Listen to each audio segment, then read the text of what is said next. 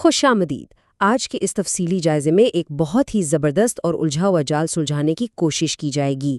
Super powers کی آپسی کھینچتان، یعنی امریکہ، چین اور ایران کی بساط، جس کے موہرے عالمی ہیں، لیکن اس کے جھٹکے بالکل ہماری اپنی مقامی سیاست یعنی پاکستان کے گلی کوچوں تک محسوس کیے جا رہے ہیں۔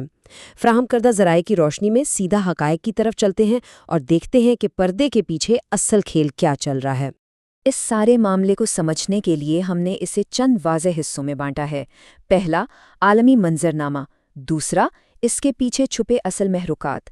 تیسرا، مشرق وسطیٰ کی کشیدگی۔ چوتھا، سپر پاورز کی سائبر جنگ۔ پانچواں، پاکستان کے سیاسی حقائق۔ اور آخر میں گلگت بلتستان کی سیکیورٹی صورتحال۔ تو چلیں اس سفر کا آغاز کرتے ہیں۔ سیکشن 1، عالمی منظرنامہ، جس میں امریکہ، چین اور ایران شامل ہیں۔ ذرا تصور کریں، حالات اتنے پیچیدہ ہو چکے ہیں کہ رپورٹس کے مطابق امریکہ کو ایران سے نمٹنے کے لیے اب چین کی سفارتی مدد درکار ہے۔ یہیں سے اصل کہانی شروع ہوتی ہے۔ اب اس اقتباس پر غور کریں۔ ذرائع بتاتے ہیں کہ چینی صدر شی جن پنگ نے مبینہ طور پر امریکہ کو ایک زوال پذیر ملک قرار دیا، اور یہ بات اتنی تیزی سے پھیلی کہ سابق امریکی صدر ڈونلڈ ٹرمپ کو فوراً ٹروتھ سوشل پر آ کر جواب دینا پڑا۔ ٹرمپ نے اس تاثر کا سارا ملبہ پچھلی حکومت کی پالیسیوں، کھلی سرحدوں اور بھاری ٹیکسوں پر ڈال دیا۔ مطلب عالمی سطح کی بیان بازی اور مقامی سیاست کا کتنا گہرا تعلق ہے، یہ اس کی ایک بہترین مثال ہے۔ اور بیانیے اور حقیقت کا تضاد دیکھیں۔ ایک طرف یہ دعویٰ سامنے لایا جا رہا ہے کہ امریکہ نے چین کو ایران کو فوجی سامان دینے سے روک دیا ہے، لیکن دوسری طرف چین بالکل واضح طور پر اصرار کر رہا ہے کہ وہ ایران کے ساتھ اپنی تجارتی شراکت داری، خاص طور پر تیل کی خریداری، کسی صورت نہیں روکے گا۔ یہ دراصل سیاسی بیان بازی اور زمینی حقائق کے درمیان موجود اس بہت بڑے فرق کو بے نقاب کرتا ہے، جس کی نشاندہی ذرائع نے کی ہے۔ سیکشن 2، اصل محرکات کا جائزہ اور تنازع کی قیمت۔ اب ذہن میں یہ سوال آتا ہے کہ امریکہ اتنی جلدی سفارتی حل کے پیچھے کیوں بھاگ رہا ہے؟ اس جلد بازی کی اصل وجہ کیا ہے؟ آئیے ان چھپے ہوئے محرکات پر روشنی ڈالتے ہیں۔ ذرا اس ہندسے کو دیکھیں۔ $1 ارب۔ امریکی سینیٹر کرسٹن گلیبرینڈ کے اس ہوش ربا انکشاف کے مطابق ایران کے ساتھ یہ موجودہ ٹکراؤ اور فوج کو الرٹ رکھنے کا یہ عمل امریکہ کو روزانہ کی بنیاد پر $1 ارب میں پڑ رہا ہے۔ جی ہاں، روزانہ $1 ارب۔ یہ کوئی معمولی رقم نہیں ہے، اور یہی وہ معاشی بوجھ ہے جو اس کشیدگی کو ختم کرنے کے لیے شدید دباؤ ڈال رہا ہے۔ اور اگر بات کریں سیاسی دباؤ کی، تو وہ بھی عروج پر ہے۔ امریکی ایوان نمائندگان میں ایران کے خلاف فوجی کارروائی کو محدود کرنے کی قرارداد پر ووٹنگ کا نتیجہ 212 کے مقابلے میں 212 رہا۔ یہ انتہائی معمولی مارجن، بالکل کانٹے کا مقابلہ۔ یہ ظاہر کرتا ہے کہ اندرونی سطح پر کتنی گہری سیاسی تقسیم موجود ہے، اور یہی وجہ ہے کہ مڈ ٹرم الیکشنز کے قریب آتے ہی موجودہ امریکی قیادت کے لیے ہر فیصلہ انتہائی حساس ہو چکا ہے۔ سیکشن 3، علاقائی تنازعات اور بد اعتمادی۔ اب ہم اس عالمی بساط سے نکل کر سیدھا مشرق وسطیٰ کی طرف چلتے ہیں، جہاں ان بڑی طاقتوں کی رسہ کشی نے مقامی تنازعات کو ایک نئی اور خطرناک شکل دے دی ہے۔ یہاں جو اعداد و شمار سامنے آ رہے ہیں وہ اسرائیلی وزیر اعظم نیتن یاہو کے اس دعوے پر مبنی ہے کہ غزہ کا 60% علاقہ اب ان کے کنٹرول میں ہے۔ لیکن اسی کے ساتھ ایک اور دلچسپ اور قابل غور پیش رفت ہوئی ہے۔ ذرائع کے مطابق ایک نیا علاقائی پلیٹ فارم بنایا گیا ہے جسے بورڈ آف پیس کا نام دیا گیا ہے۔ مبصرین کا خیال ہے کہ اس کے قیام کے بعد سے عالمی سطح پر اٹھنے والی مخالفت کی آوازیں حیران کن حد تک دبا دی گئی ہیں۔ یہ عالمی سفارتکاری کا ایک بالکل نیا پہلو ہے۔ ادھر سمندروں میں بھی طوفان برپا ہے۔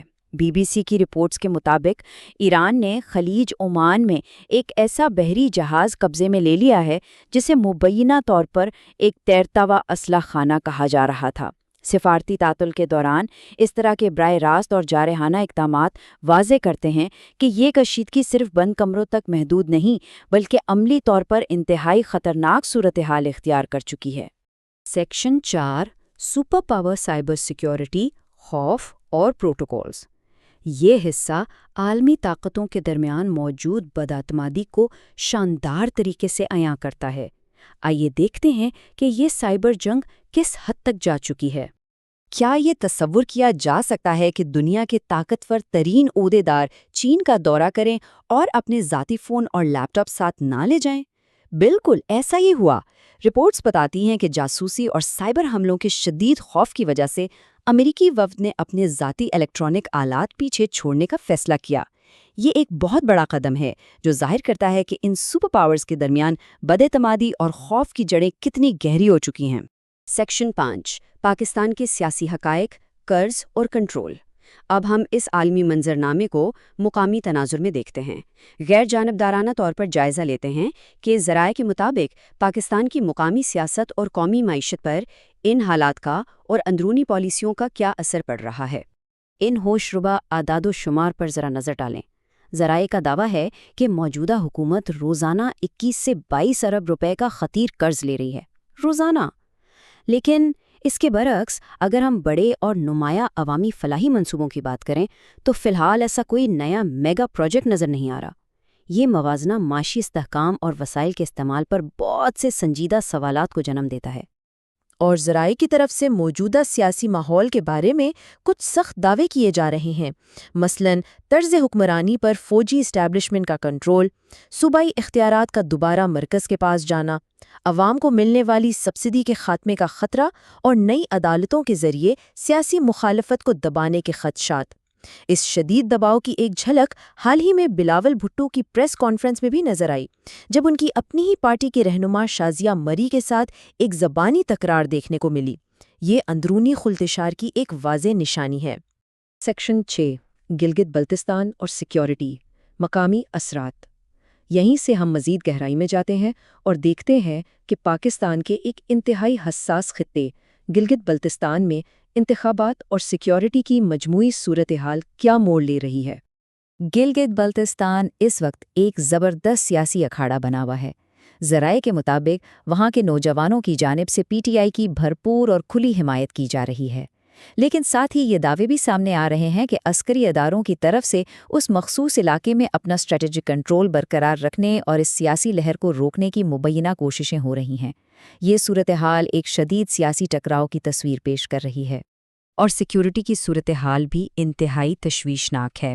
ضلع خیبر کی وادی تیرہ میں ایک مبینہ ڈرون حملے کی خبر سامنے آئی ہے، جس میں 5 عام شہری زخمی ہوئے ہیں۔ ذرائع کے مطابق اس واقعے نے مقامی سطح پر شدید غم و غصے کو جنم دیا ہے، خاص طور پر اس لیے کہ اتنے بڑے سیکیورٹی ایسکیلیشن کے باوجود تاحال کوئی باقاعدہ قانونی یا سرکاری کارروائی سامنے نہیں آئی۔